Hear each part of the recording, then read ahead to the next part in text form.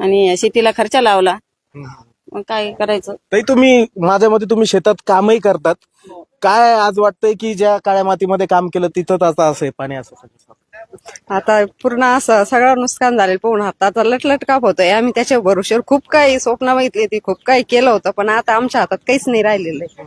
आता आमची दिवाळी सुद्धा होणं मुश्किल आहे, कारण की इतका वाईट प्रसंग आमच्यावर आलेला आहे. आता काहीच करू शकत नाही आम्ही. आज आमचे सगळे कांदे आम्ही त्याच्या भरोश्यावर खूप काही स्वप्न पाहिलेत, पण आज काहीच करू शकत नाही. कितवी मध्ये? एक मुलगी 10वीला आहे, मुलगा 11वीला आहे.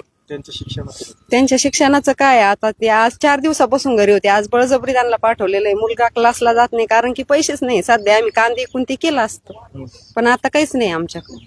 आपण बघतो की या सगळ्या मायमाऊलांच्या डोळ्यामध्ये पाणी या ठिकाणी आपल्याला बघायला मिळतंय. आज सरकारने जवळजवळ 2,215 कोटींची जरी मदत जाहीर केलेली असली तरी खऱ्या अर्थानं यांचे अश्रू पुसले जातील का, हा खरा प्रश्न आहे. आणि आता फायनली या सगळ्या शेतकऱ्यांचं काय म्हणणं आहे ते आपण यांनाच विचारूया. आई, काय आज मागणी काय आहे तुमची सरकारकडे? सरकारने आम्हाला तात्काळ मदत करावी. तात्काळ मदत करावं सरकारने आम्हाला. काय सांगा? सरकारने लवकरात लवकर आम्हाला मदत करावी. कांद्याची नुकसान भरपाई. आमची पटकन कांद्याची भरपाई की आम्हाला भेटली पाहिजे. आज आमचं 4-4, 5-5 लाखाचं नुकसान झालेलं आहे. पूर्ण अख्खेचे शेड बसलेले आहे आमचे. सगळ्या सारख्या कपाशा, घर सगळं पाण्यात आहे आमचं.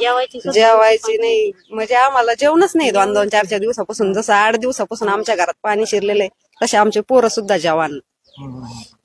इतकी बेकार परिस्थिती सध्या. इतके कांदे वायाला गेलेले आमच्यावाले.